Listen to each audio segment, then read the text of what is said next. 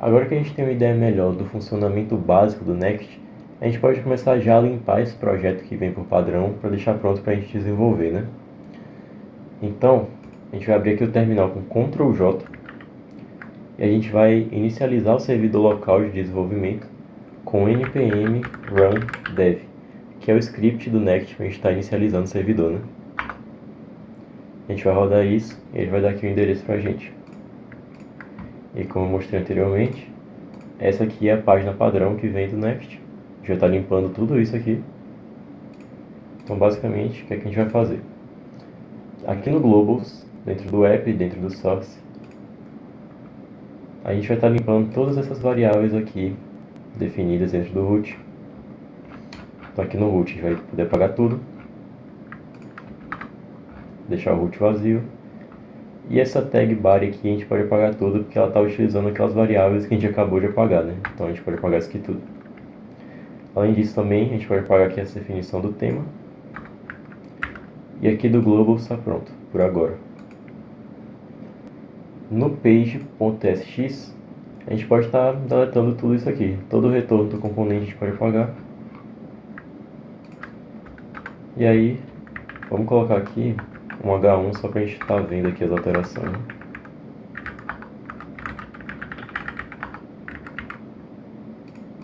Então aqui está praticamente tudo limpo. E agora, aqui no módulo, no CSS, a gente apaga tudo também. A gente pode apagar também essa importação do image. E é basicamente isso. Nosso projeto está praticamente limpo para a gente começar a desenvolver. A primeira alteração que a gente pode estar fazendo é em relação à fonte do projeto.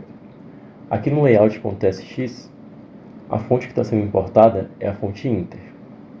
Mas se a gente for olhar no design do Figma, a gente pode ver que a fonte que a gente vai estar utilizando no projeto é a fonte Poppins. Então a gente vai estar alterando isso. Aqui no Next, a gente pode importar qualquer fonte do Google de um jeito bem mais fácil do que a gente faz geralmente. Geralmente a gente vai no Google Fonts, escolhe a fonte que a gente quer, importa ela, copia os links, né, e importa no nosso arquivo. Mas aqui a gente pode estar importando qualquer fonte do Google Fonts a partir desse caminho aqui, next/fonte/google. Então a gente vai estar alterando aqui, né? Primeiro a gente precisa alterar aqui na importação, onde está Inter, a gente vai trocar para Poppins. Você vê que já aparece até como opção aqui. Além disso, a gente cria uma instância, entre aspas, dessa fonte. Então a gente vai trocar o nome aqui também para Poppins. E aqui embaixo, onde a gente está chamando, entre aspas, essa instância, a gente troca também para Poppins. E aqui, vamos trocar também. Mas vai dar um erro quando a gente salvar. Por quê? Algumas fontes elas precisam de uns parâmetros diferentes de outras. Então, no caso aqui, a fonte Inter, o único parâmetro que ela precisava era os subsets. Mas aqui na fonte Poppins, a gente precisa também passar como parâmetro os pesos de fonte que a gente vai estar querendo para essa importação. Então a gente precisa alterar isso aqui, a gente precisa adicionar isso. A gente coloca uma vírgula aqui dentro desse objeto e a gente coloca a propriedade weight. E aqui dentro a gente coloca um array com os pesos de fonte que a gente quer para essa fonte. Então a gente vai precisar de 400, 500, 600 e 700. Então, a gente coloca aqui 400, copiar aqui para agilizar, 500, 600 e 700. E aí a gente pode salvar isso. E quando a gente voltar lá, a fonte já está alterada, já está funcionando então a importação da fonte que a gente quer. Agora a gente pode estar criando variáveis para as cores que a gente vai usar aqui no projeto, para deixar o código mais legível e mais fácil da gente achar as cores quando a gente estiver desenvolvendo. Então a gente vem aqui no Figma e a gente pode olhar aqui as cores são definidas, a primária, a secundária, a terciária e uma cor aqui para o texto que é praticamente um branco. Então a gente vai estar copiando essas cores e a gente vai aqui no Globals e aqui no Root estar criando variáveis para essas cores. Então a cor primária a gente pode colocar aqui Primary Color e a gente coloca a cor que a gente quer. E a mesma coisa a gente vai fazer aqui para as outras cores, secundária e terciária.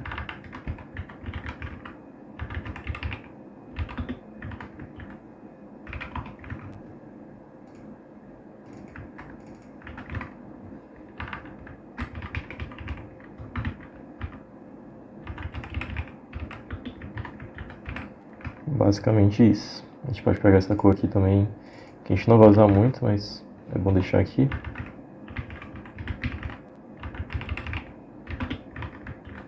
E agora, quando a gente vai fazendo esse CSS das outras páginas, a gente vai poder estar acessando essas cores de uma forma muito mais fácil também.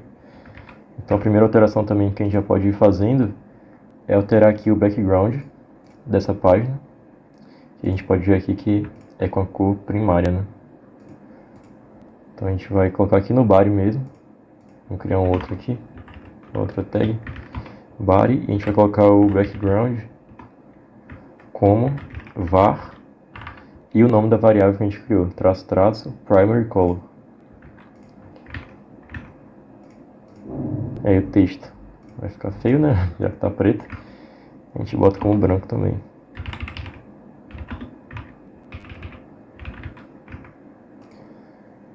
E assim a gente pode estar utilizando aqui as variáveis que a gente criou aqui no CSS para adicionar as cores de um jeito mais fácil. O que a gente pode estar fazendo agora? Se a gente olhar aqui no projeto, a gente já sabe que a gente vai ter uma tela de login e uma tela que vai ser acessível quando o usuário estiver logado, que é a aplicação em si, né? Que é o gestor de tarefas. Então, o que a gente pode estar fazendo aqui no nosso código para melhorar a legibilidade dele? A tela de login é a tela que é pública, né? Qualquer usuário que entrar no site, ele vai se deparar com a tela de login. Mas a tela da aplicação é uma tela que é privada. A gente só vai poder acessar ela quando a gente estiver logado. Então, aqui dentro da pasta app, a gente pode estar criando duas pastas. A pasta public, entre parênteses, e a pasta public, entre parênteses, e a pasta private, entre parênteses também. O que são essas pastas? Aqui na pasta public é onde a gente vai ter as rotas que são acessíveis para qualquer usuário sem estar logado. E a pasta private são as rotas que a gente vai estar desenvolvendo que só vão ser acessíveis para usuários logados. E por que a gente precisa colocar entre aspas? Porque, entre aspas não, entre parênteses. Porque aqui no Next, as pastas que a gente cria aqui dentro da pasta app, sem parênteses, com nome normal, por exemplo, tasks, quando a gente criar um arquivo page.txt dentro delas, essas pastas elas vão se transformar em rotas automaticamente, sem a gente precisar ter todo aquele trabalho de fazer o roteamento manual das páginas que a gente tem no React. Então, quando a gente cria uma pasta com nome normal aqui, ela vira automaticamente uma rota. Quando a gente cria, por exemplo, uma outra pasta dentro dela, a gente tem outra rota. Então, a gente pode estar alinhando essas rotas também. E no caso, aqui, tasks/id. Isso aqui seria a rota /tasks/1, por exemplo, onde 1 é o ID. Então, quando a gente cria o nome das pastas entre parênteses, o Next ele meio que ignora a nomenclatura e não cria uma rota. A gente pode estar utilizando pastas entre parênteses, com nomes entre parênteses, para organizar as rotas da nossa aplicação. Então, dentro da pasta public, a gente vai estar criando a nossa rota de login. Então, a gente não precisa colocar numa outra pasta aqui escrito login para virar uma rota com endpoint de login. A gente precisa só criar aqui o page.txt e esse page.module.css a gente vai estar enviando aqui dentro dessa pasta public também. No caso, a gente não precisava ter criado outro, né? Eu podia ter só copiado esse aqui e colocado lá. Então, vou apagar isso aqui da raiz. E aí a gente vai estar utilizando esse page.txt que está dentro da pasta public para fazer a nossa página de login aqui da aplicação. Então, a gente vai começar aqui exportando essa página, né? Export default function login. A gente pode colocar aqui o retorno. Vou colocar aqui só um H1, só para a gente ver lá.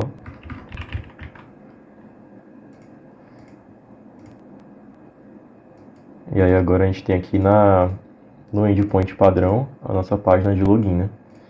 A gente vai estar desenvolvendo ela agora. O que a gente vai ter aqui na nossa tela de login? A gente vai ter um container que vai envolver todas as informações, né? Tem um header aqui que tem um título, um subtítulo e um formulário que tem dois inputs e um botão. Então a gente pode estar começando aqui a fazer esse HTML, né? A estruturar a base dele. Então o que a gente pode estar fazendo aqui? A gente pode ter uma div externa, que vai ser o container. Dentro dessa div, o que é que a gente pode ter? A gente tem aqui o header, então a gente pode colocar aqui uma tag header mesmo. E aí tem um H1, vamos colocar logo esse H1, né? Como é que tá aqui? Copiar logo aqui. Esse aqui é um emojizinho e o título. Então não tem tanto problema, não é o ícone de fato, a gente só copia e cola. E a gente tem um subtítulo aqui, insira suas informações de login. Vou copiar e colar também. Basicamente isso. E embaixo a gente tem o formulário. Vou colocar aqui um form. Tem 2 inputs de texto.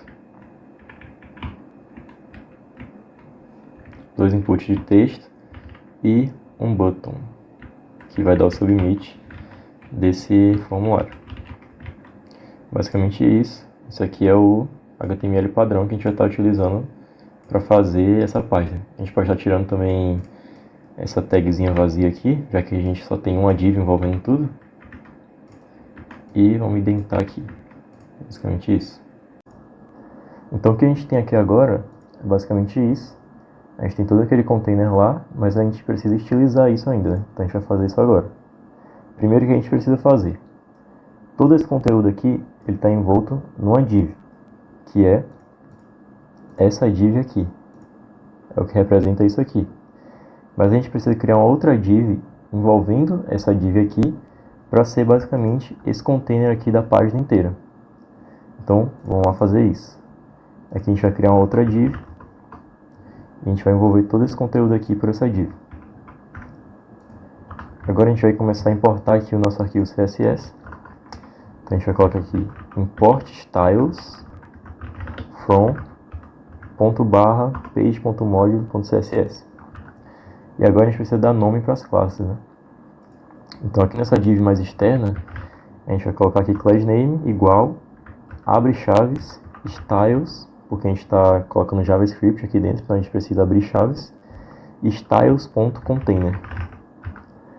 Agora a gente vai aqui no arquivo CSS, a gente vai colocar aqui a classe normal.container, e o que a gente precisa definir aqui? Basicamente, aqui nessa tela, a gente não tem nenhum scroll, nada do tipo, a gente não vai ter nenhuma informação além disso aqui, só o nosso container centralizado no meio da página. Então, o que a gente vai fazer é dar para essa div mais externa aqui uma largura de 100 VW, que é a largura total da janela do browser, né? E uma altura de 100 VH, que é o tamanho total aqui, o tamanho máximo da altura do browser. Para a gente poder deixar essa dimensão fixa, né? E conseguir centralizar tudo no meio da tela. Então vamos lá fazer isso. A gente coloca aqui o width 100%. E por que eu vou colocar aqui 100% e não 100 VH? Porque aqui no VW. Porque aqui no Globals, a largura do body está como 100 VW já. Então a gente pode colocar só como 100% aqui, que ele já vai pegar tudo. Que é já que o body é a tag que está envolvendo isso aqui, né? Então se a gente coloca 100% aqui, ele vai se basear na largura do pai dele, que é a tag body. Então a gente coloca o width como 100% e a altura a gente coloca como 100 VH. Porque a altura do body não está definida aqui. Então além disso, a gente coloca display flex aqui, justify content center e align item center, para centralizar horizontalmente e verticalmente. Então, se a gente olhar aqui, já está tudo centralizado. E agora a gente já pode começar a estilizar essa div aqui, que é a div do container do nosso login, né? Então vamos lá. Aqui na div a gente pode colocar aqui um class name de styles.loginContainer. A gente vem no CSS, coloca aqui login container. E aí o que a gente precisa? A gente pode colocar aqui primeiro o padding, né? Na real não, primeiro o background para a gente conseguir ver. Background color, a gente coloca var para a gente poder usar as variáveis que a gente criou. E vai ser a cor secundária. E se a gente voltar aqui, a gente já vai estar vendo que tá o background aqui certinho. E a gente precisa mexer no padding disso aqui. Porque aqui tem um padding de 30 pixels, em cima e embaixo, nas laterais e em cima e embaixo. Então, a gente pode colocar aqui esse padding como 2 REM. REM, no caso, 1 REM é um tamanho de fonte, que no caso é 16 pixels. Então, 2 REM, a gente vai ter 32 pixels aqui. E eu prefiro usar essa notação do REM, né, que ela é um pouco mais, ela se baseia no tamanho da fonte. Então, se a gente alterar o tamanho da fonte, esse padding ele vai alterar proporcionalmente. Então, a gente pode ver aqui que ficou com tamanho proporcional, né? Além disso, que a gente pode colocar também logo o border radius. Aqui no Figma ele está como 5 pixels aqui. Então a gente coloca aqui também o border radius de 5 pixels. Vai ficar mais ou menos assim, certinho. E por enquanto a gente vai colocar aqui só um display flex, um flex direction column, para certificar de que tudo vai ficar na coluna, não vai ficar em linha, né? E a gente coloca aqui também um align item center, para centralizar tudo. Depois a gente vai colocar mais algumas coisas aqui, mas por enquanto vamos deixar só isso. O que a gente pode fazer agora? Esses textos aqui, no caso só o P aqui, ele não está centralizado. Então o que a gente pode fazer? A gente vai dar uma classe aqui para esse header. Vamos colocar aqui uma class name styles.loginHeader. E aí, vamos salvar. E aí a gente coloca aqui essa classe. A gente coloca displayFlex em align items center, mas eu acho que provavelmente vai quebrar, sim. Então a gente coloca um flex direction column, para ficar tudo em coluna também. E agora já está tudo centralizado aqui. Falta também centralizar o formulário, né? Então a gente vai dar aqui, vamos tirar esse action, e aqui no form a gente dá um class name. Vamos colocar styles.formContainer. E por que a gente precisa usar aqui essa notação de camel case para dar os nomes de classe no next, utilizando o módulo, né? Porque se a gente colocar aqui form, por exemplo, traço container, ele vai dar um erro aqui de notação mesmo do JavaScript, porque não dá para escrever, por exemplo, propriedades de objeto assim com traço, né? Com hífen. Então a gente tem que colocar tudo em camel case para evitar isso. Então vamos lá, form container, a gente coloca speed flex, flex direction como column e deixa eu ver se já vai funcionar. Funcionou, mas ele diminuiu aqui o tamanho, né? Então para consertar isso, a gente pode colocar um width como 100% e aí já vai estar aqui funcionando a largura certinho. A gente pode colocar também um gap. Deixa eu ver quanto é que está aqui no Figma. 15 pixels. E 15 pixels aqui também. Então a gente pode colocar aqui um gap de 15 pixels para dar o espaçamento certo. E por enquanto está assim, mas depois vai ficar mais apresentável. A gente pode separar esse P do primeiro input aqui também. Então, onde a gente tem que colocar esse padding. Aqui no login container, a gente coloca um padding de... Vamos ver quanto é que tá no Figma. 15 pixels também, então... A gente coloca padding não, um gap de 15 pixels aqui também. Já vai ficar um pouquinho melhor. Agora a gente pode começar a estilizar os inputs de texto, né? Como é que tá aqui os inputs. O placeholder tem uma cor um pouco mais escura. O fundo tem a nossa cor primária. E além disso, tem um border radius aqui de 5 pixels. Então vamos lá estar fazendo isso. Primeiro, vamos estar definindo aqui no nosso container, nesse container aqui do nosso formulário, do título e subtítulo, uma largura máxima. Porque do jeito que está aqui, a largura do container está sendo baseada no conteúdo máximo que a gente tem aqui dentro, no maior conteúdo que a gente tem. Então, caso a gente troque, por exemplo, o tamanho do título aqui, escreva outra coisa que seja menor, provavelmente a largura disso aqui vai diminuir também. Então, vamos manter aqui um tamanho máximo. Então, aqui no login container, vamos colocar a largura para ser 100% e a gente coloca a largura máxima para ser 450 pixels. Antes de salvar, quando a gente coloca aqui a largura de 100%, ainda não vai funcionar, porque ele vai pegar toda a largura da nossa janela aqui. Então é por isso que a gente coloca o Max Width, para a gente ter um tamanho máximo que ele vai se expandir. E aí a gente coloca 450 pixels para ficar um tamanho bom. Então já vai ficar assim. Agora vamos partir para a estilização do input de fato. Aqui dos inputs de texto, vamos dar um class name aqui. Class name de styles. Vamos colocar input mesmo. Nos dois.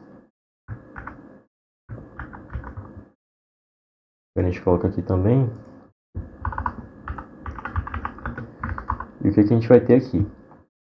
Primeiro, tem um padding entre o placeholder aqui, entre o conteúdo que vai ter no input e a borda aqui, tem um padding de 10 pixels. Então vamos colocar aqui esse padding, 10 pixels. O background vai ser a nossa cor primária, né? Então a gente coloca aqui var, primary color. Vamos ver como é que tá. A gente vai tirar essas estilizações padrões do input. A gente vai colocar aqui outline como none e o border como none também. Já vai consertar. A gente coloca aqui também o border radius de 5 pixels. E agora já vai ficar certinho do jeito que a gente quer. Porém, a cor que tem aqui dentro do conteúdo está errada. E a fonte que está aqui dentro também está. Para a gente consertar a cor, a gente precisa só colocar aqui um color. E a gente coloca aqui branco. E para a gente consertar a fonte, a gente coloca um font family como inherit. Porque ele vai herdar a fonte que a gente está utilizando aqui. A gente vai salvar aqui.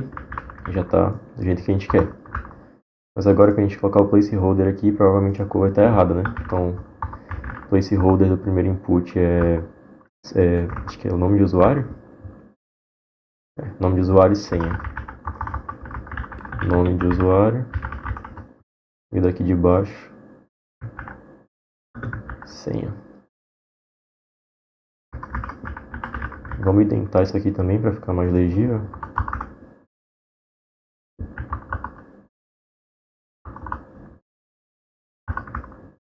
E aqui embaixo também. Pronto. E agora o placeholder vai estar... tá na cor certa já. A gente pode estar mantendo dessa cor mesmo.